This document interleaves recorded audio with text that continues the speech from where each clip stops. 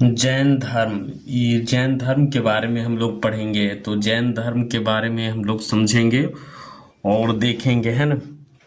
तो ऋग वैदिक कालीन समाज जो कर्म आधारित चार वर्णों में विभाजित था, यानी ऋग वैदिक जो समाज था जो कर्म के आधारित पर चार वर्णों में विभाजित था, जो आगे चलकर ब्राह्मण काल में जन्म आधारित जाति व्यवस्था का मूलधार हो गया।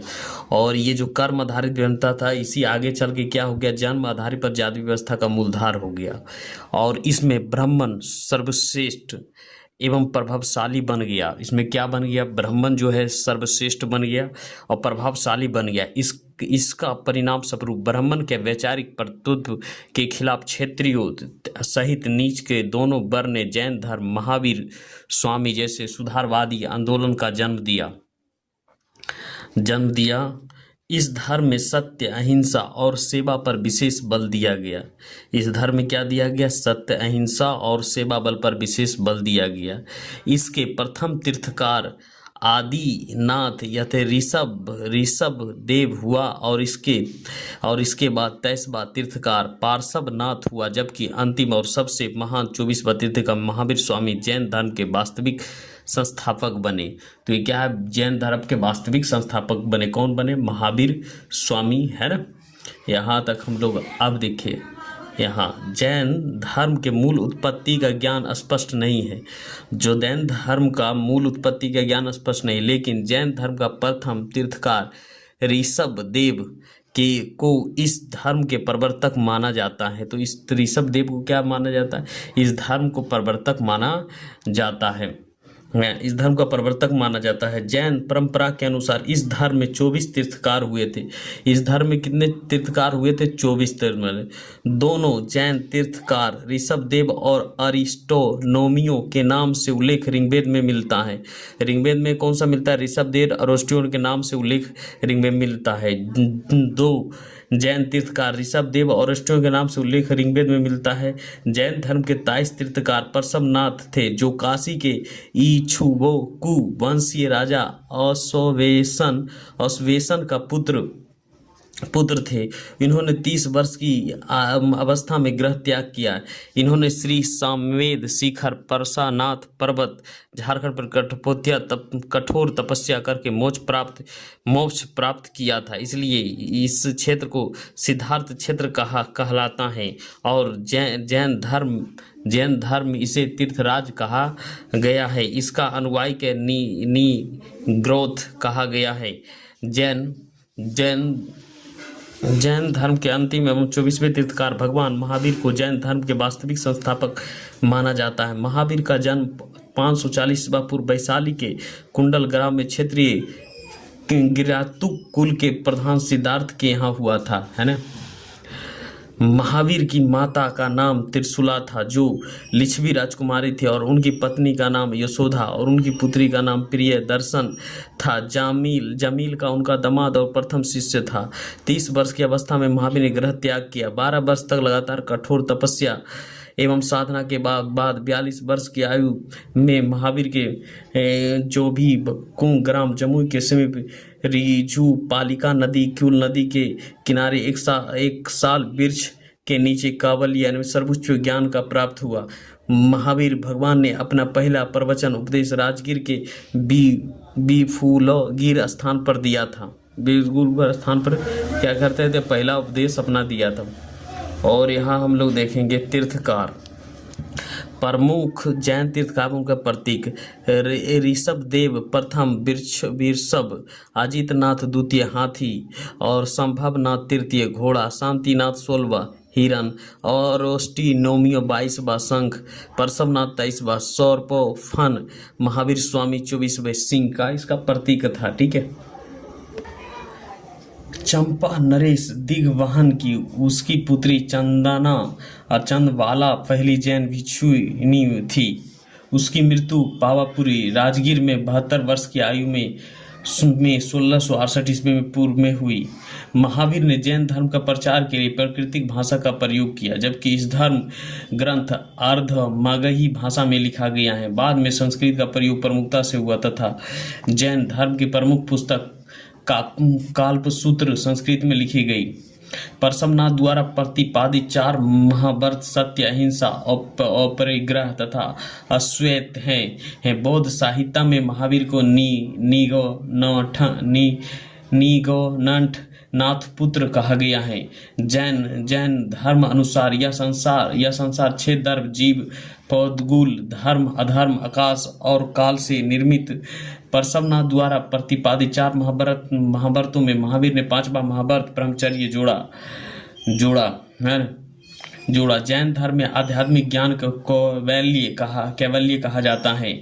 साह्यवाद जैन धर्म में संबंधित है। साह्यवाद अनेकतावाद है, अर्थात सप्तभंगी को ज्ञान को सापेक्षता का सिद्धांत कहा जाता है। महावीर ने अपने जीवन काल में एक संघ की स्थापना की जिसमें 11 प्रमुख अनुयायी सम्मिलित थे। यह गंधर्व काल आया। महावीर के जीवन काल में 10 गंधर्व की मृत्यु हो गई। महावीर के बाद केवल सुधर्मण्य जीवित था, है ना। जैन धर्म पूर्व जन्म एवं कर्म बाद में विश्वास करता था। जैन धर्म आत्मा के मान्यता है। सामक्य दर्शन, सामक्य ज्ञान, सामक्य आचरण जैन धर्म का त्रिरत्न है।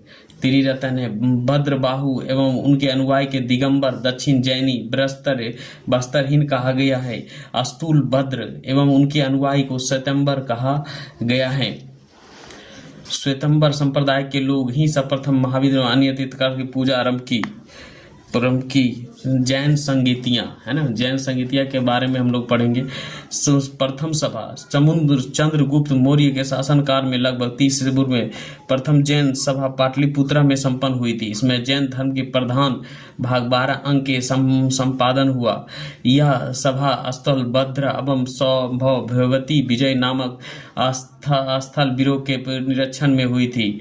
इसमें जैन धर्म दिगंबर एवं स्वतंत्र 2 भाग में बट गए। उसके बाद द्वितीय सभा, यह सभा देव ऋषि क्षमा सरवन के नृत्य में गुजरात बल्लभी नामक स्थान पर लगभग 512 ईस्वी में संपन्न हुआ। इसमें धर्म ग्रंथ के अंतिम संकलन कर इन्हें लिपिबद्ध किया गया। भद्रबाहु द्वारा रचित कालसूत्र में 4वीं शताब्दी ईस्वी में इतिहास प्राप्त हुआ। आचार्य हेमंत चंद्र रचित पौरीसी प्रवचन तथा रत्ना नदी रचिता भद्र चरित से चंद्रगुप्त मौर्य के जीवन की प्रारंभिक तथा उत्तरकालीन घटनाओं की सूचना मिलती है। भक्ति सूत्र में से महावीर का जीवन के कथ्य तथा अन्य समकालिकों के साथ उनका संबंध का विवरण मिलता है।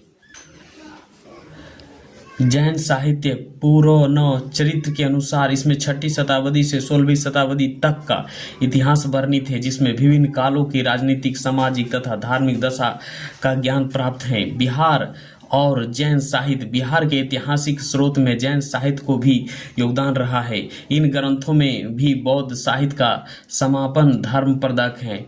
नोट मई 2018 में महात्मा बुद्ध, महावीर जैन तथा सम्राट अशोक के शांति एवं अहिंसा संदेश से युक्त सभ्यता द्वार का निर्माण पटना गांधी मैदान के उत्तर में गंगा तट पर किया गया है। बौद्ध धर्म और जैन धर्म में समानता। बौद्ध धर्म और समानता, अहिंसा पर और शांति दोनों ही धर्म का मूल्य था। दोनों का उदय भी यज्ञानी कर्मकांड, ब्राह्मणवाद, जाति प्रथा और छुआछूत के विरोध में हुआ। दोनों ही ईश्वर के सत्ता में विश्वास नहीं करते हैं। दोनों ही पूर्वजन्म सिद्धांत को स्वीकार किया है। इन दोनों ही धर्मों ने अपने विचार को प्रचार के लिए जनता का सरल भाषा का प्रयोग किया है। दोनों ही धर्म की स्थापना क्षत्रियों ने की, क्योंकि बुद्ध और महावीर दोनों क्षत्रिय कुल के थे। दोनों ही करीब समकालीन थे और गृह त्याग के समय दोनों की आयु करीब करीब समान थी। दोनों ही धर्म प्रवर्तक ज्ञान साधना के लिए एक ही प्रदेश का गणराज्य बिहार को चुना। अब यहाँ से करेंगे बौद्ध तथा जैन धर्म में असमानता। बौद्ध की उपदेश की भाषा पाली थी। महावीर की उपदेश भाषा प्राकृतिक थी। विदेशों में प्रचार अधिक हुआ, भारत में नहीं। प्रचार भारत में हुआ, विदेशों में नहीं। संघ एवं बिच्छुओं पर आधारित है, अनुयायियों पर आधारित है, ईश्वर एवं आत्मा के अस्तित्व को नकारता है, आत्मा को शाश्वत मानता है। कौन? जैन धर्म, है ना अधिक सुख एवं ना अधिक दुख, अर्थात मध्यम मार्ग का समर्थक है, कठोर व्रत पालन एवं उदासीन शारीरिक दुख का समर्थक। बौद्ध धर्म मोक्ष के माध्यम से मार्गों का रूप में स्वीकार करता है। जैन धर्म मोक्ष के सिद्धांतवाद में शरीर के त्याग मानता है। बौद्ध धर्म में नंगन मूर्ति की पूजा नहीं होती। वो महावीर में नंगन्य मूर्ति का उपासक हैं। अहिंसा के नियम व्यवहारिक था, अहिंसा के नियम कठोरम था। अष्टांगिक मार्ग से गृहस्थी भी निर्वाण प्राप्त कर सकते हैं।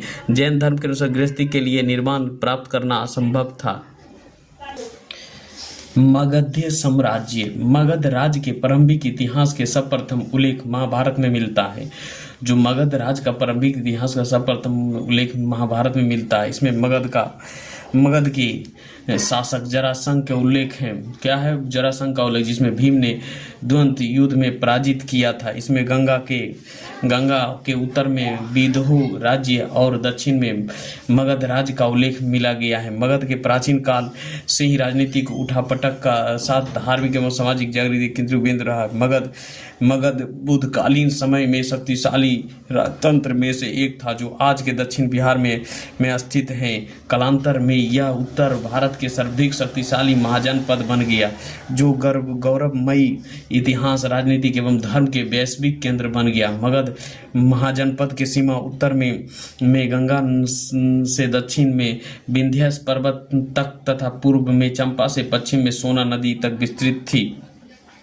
मगध की प्राचीन राजधानी राजगिरी थी, जो आज 5 पहाड़ियों से घिरा हुआ। कालांतर में मगध की राजधानी पाटलिपुत्रा में स्थापित हुई। मगध ने तत्कालीन शक्तिशाली राज्य कौशल्य बख्श वे अवंती को अपने पद में मिला लिया। इस प्रकार एक समय में मगध का विस्तार अखंड भारतवर्ष के रूप में हो गया और प्राचीन मगध के इतिहास ही भारत का इतिहास बन गया।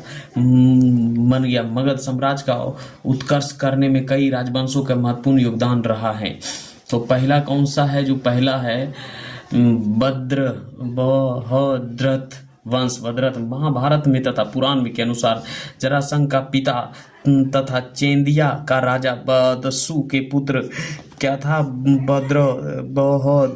भद्रथ ने इस वंश की स्थापना की थी, है ना।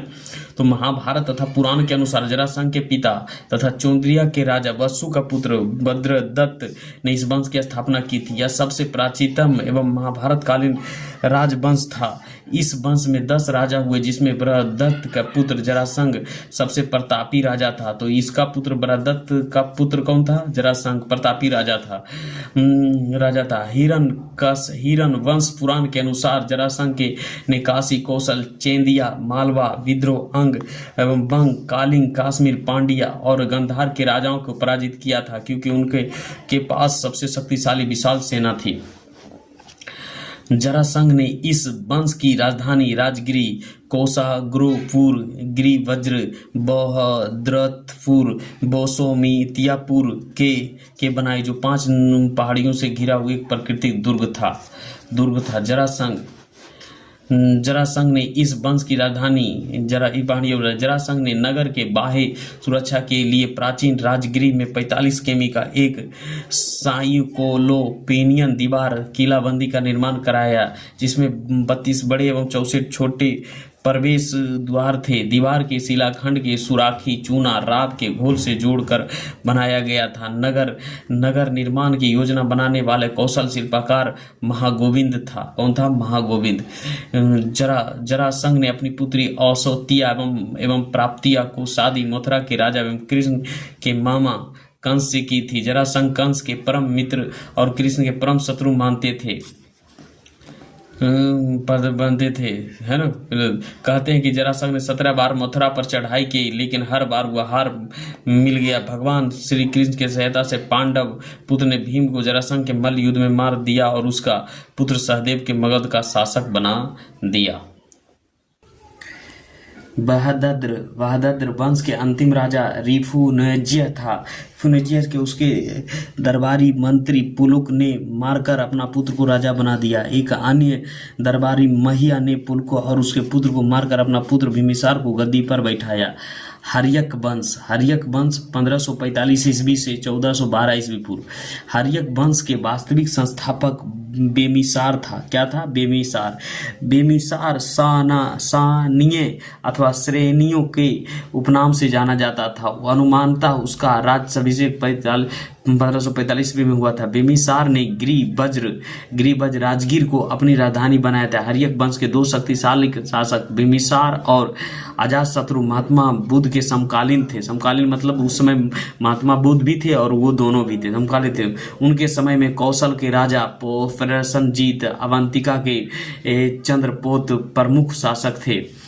अजातशत्रु ने अपने पिता बेमिसार की हत्या की और उसका पुत्र उदयन के अजातशत्रु को हत्या करा दी। इसलिए इस वंश के पितृ वंश भी कहते हैं। इस वंश के को शासक का वर्णन इसी प्रकार मिलता है। इस प्रकार है। पहले है बेमिसार 1544 से 1492 ईस्वी तक। तो बेमिसार के बारे में जानेंगे। बेमिसार मगध साम्राज्य के एक कूटनीतिज्ञ और दूरदर्शी शासक था। उन्हें का प्रमुख राजवंश से वैवाहिक संबंधी स्थापित कर राज्य को फैलाया और शक्तिशाली बनाया।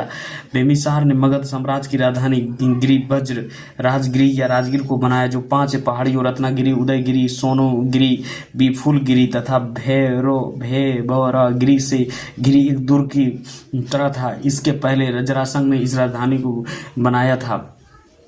सबसे पहले उसने प्रमुख वैवाहिक संबंध कौशल नरेश प्रसेनजीत की बहन कौशला देवी के साथ स्थापित किया। इस विवाह से दहेज के रूप में 1 लाख के वार्षिक आय वाला काशी का प्रांत मिला। फिर दूसरी विवाह लिच्छवी गणराज्य के शासक चेटक की पुत्री चेलना के साथ किया। तीसरी विवाह मुद्र देश पंजाब की राजकुमारी क्षेमा के साथ किया। उसने अवंती उज्जैन के शक्तिशाली राजा चंद्र प्रोधत महासेन के साथ और निर्णायक युद्ध किया। बाद में दोनों मित्र हो गए। एक बार जब चंद्रपोत बीमार हुए तो बिम्बिसार ने उसके उपचार के लिए अपने राजवैद्य जीवक को उज्जैन भेजा। उसने अंगराज को जीतकर अपने साम्राज्य में मिला लिया तथा अपने पुत्र को शत्रु को वहां का उपराजा नियुक्त किया। बिम्बिसार महात्मा बुद्ध के अनुयायी एवं संरक्षक थे। विनय पट्टिका के अनुसार बुद्ध से मिलने के बाद उसने बुद्ध धर्म ग्रहण किया, लेकिन जैन धर्म तथा ब्राह्मण धर्म के प्रति भी उसकी सहिष्णुता बनी रही। बौद्ध और जैन ग्रंथ अनुसार उसके पुत्र ने उसे बंदी बनाकर कारागार में डाल दिया, जहां 400 ईस्वी पूर्व में उसकी मृत्यु हो गई। जबकि बिम्बिसार ने अपने बड़े पुत्र अजातशत्रु को ही अपना उत्तराधिकारी घोषित किया था। भारतीय इतिहास में बिम्बिसार प्रथम शासक जिसने अस्थायी सेना रखी। अस्थायी सेना रखने के कारण उसने सैन्य भी कहा जाता है। महावंश के अनुसार बिम्बिसार 15 वर्ष की आयु में सिंहासन पर बैठ गया था। बिम्बिसार ने राजवैद्य जीवक को भगवान बुद्ध की सेवा में नियुक्त किया था। इसने बुद्ध भिक्षुओं को निःशुल्क जल यात्रा की अनुमति दी थी। अब हम लोग पढ़ेंगे प्रमुख शासक एवं राजवंश। हर्यक वंश के पहले था बिम्बिसार, अजातशत्रु, उदयभद्र, अनिरुद्र, मुंडन, नागसेन। शिशुनाग वंश के शिशुनाग, कौलशोक, निद्रवर्धन। नंद वंश में कौन था? महापद्म, पांडुगति, भूतपाल, राजपालक, गोविनाशक, दीर्घतक, कैवत एवं घनानंद। तो ये क्या? नंद वंश, ये हर्यक वंश, ये शिशुनाग वंश, 3 वंश तक। तो हम लोग क्या करेंगे? बिम्बिसार अजातशत्रु है ना, 1455 1460। बिम्बिसार के बाद अजातशत्रु मगध के सिंहासन पर बैठा। इसने बचपन का नाम कौनिक था। अजातशत्रु ने अपने साम्राज्य विस्तार की नीति को चरमोत्कर्ष तक पहुंचाया। अजातशत्रु ने कौशल एवं मगध के बीच हुए पहले युद्ध में प्रसेनजीत को पराजित किया। परंतु दूसरे युद्ध के बाद प्रसेनजीत ने अपनी पुत्री विजारा को विवाह अजातशत्रु से किया। जैन ग्रंथ भगवती सूत्र के अनुसार अजातशत्रु ने अपने कूटनीतिज्ञ मंत्री बौसकार की सहायता सहायता से वंजी संघ की सदस्यता में फूट डालकर उसकी शक्ति कमजोर कर दिया और मगध साम्राज्य में मिला लिया। वंजी संघ के विरुद्ध अभियान के क्रम में उसने दो नए शास्त्र महाशील, कर्नाटक और रथोमसूलन का प्रयोग किया। मगध के पड़ोस में स्थित वंजी 8 कुल में से एक संघ था, जिनमें विद्रोह, ज्ञात्रिक, लक्षवी, कत्रिक एवं वंजी महत्वपूर्ण थे। अजातशत्रु ने मल्ल संघ पर आक्रमण कर इसे अधिकार में कर लिया। इस पूर्वी उत्तर प्रदेश के एक बड़ा भूभाग पर मगध साम्राज्य का अधिकार हो गया। अजातशत्रु ने अपने प्रबल प्रतिबंधी अवंतिका राज से सुरक्षा के लिए अपनी राजधानी गिरिवज्र राजगीर को नई किलाबंदी की, क्योंकि वह आक्रमण की धमकी दे रहा था। यद्यपि वह आक्रमण नहीं कर पाया। अजातशत्रु द्वारा राजगीर के इस किलाबंदी के अवशेष आज भी देखा जा सकता है। वहाँ एक धार्मिक एवं उदार सम्राट था। वह एक धार्मिक एवं उदार सम्राट विभिन्न ग्रंथों के अनुसार अजातशत्रु के बौद्ध और जैन मतों के अनुयायी माना जाता है। भारहूत स्तूप के एक वेदिका के ऊपर अजातशत्रु के बुद्ध की वंदना करते हुए दिखाई गया। अजातशत्रु ने अपने शासनकाल के 8 वर्ष में बुद्ध के महाप्रयाण के निर्माण के बाद उनकी अवशेष पर ग्रह में स्तूप का निर्माण करवाया। 1883 ईस्वी में महात्मा बुद्ध की मृत्यु के उपरांत राजगिरी की सप्त प्राणी गुफा में सर्वप्रथम बौद्ध संगीत का आयोजन किया गया। इस संगति में बौद्ध भिक्षुओं से संबंधित पिटिका को सूतो पिटिका और विनय पिटिका में विभाजित किया गया। सीली अनुश्रुति के अनुसार अजातशत्रु के लगभग 32 वर्ष तक शासन किया और 1860 ईस्वी में इसका पूरा उदयन ने इसकी हत्या कर दी। बिंबिसार और जस दोनों महात्मा बुद्ध के समकालीन थे। स्मरणीय है कि अजातशत्रु के शासनकाल में ही महात्मा बुद्ध एवं भगवान महावीर के एक जैसे महात्माओं की मृत्यु हुई। उदयन या उदयान 1860 से 1445 में पूर्व। यह अजातशत्रु के बाद 1860 में मगध का राजा बना। बौद्ध ग्रंथों में इन्हें पित हत्या, लेकिन जैन धर्म में इसे पित भक्त कहा गया। इसकी माता का नाम पद्मावती था। उदयन शासक बनने से पहले चंपा के उपराजा था। इसे गंगा और सोने के संगम पर पाटलिपुत्रा कुसुमपुर नामक नगर को बसाया तथा अपनी राजधानी राजगिरी से पाटलिपुत्रा स्थानांतरित किया। मगध के प्रतिद्वंदी राजा अवंती के उपचार द्वारा उदयन की हत्या करा दी गई। बौद्ध ग्रंथों के अनुसार उदयन के 3 पुत्र अनिरुद्ध, मंडक और नागदशक थे। हार्यक वंश के अंतिम राजा नागदशक थे, जो अत्यंत विलासी और निर्बल था। शासन तंत्र के शिथिलता के कारण जनता के व्यापक संरोध से फैल गया, जिसके कारण राज्य में विद्रोह कर उसके सेनापति शिशुनाग राज बन गया। इस प्रकार हर्यक वंश का अंत और शिशुनाग वंश की स्थापना 412 ईस्वी में हुई। तो अब हम लोग क्या पढ़ेंगे? शिशुनाग वंश के बारे में। ठीक है।